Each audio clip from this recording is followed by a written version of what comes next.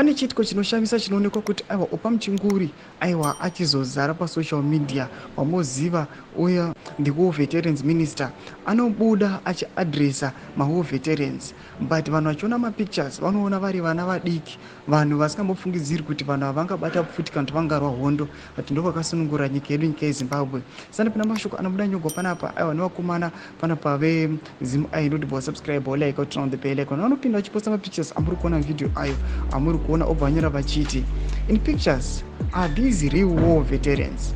Vanhu vapinda vazasi vanyora vachiti ZANU-PF War Veterans National Assembly meeting was held at the party headquarters in Harare on Thursday.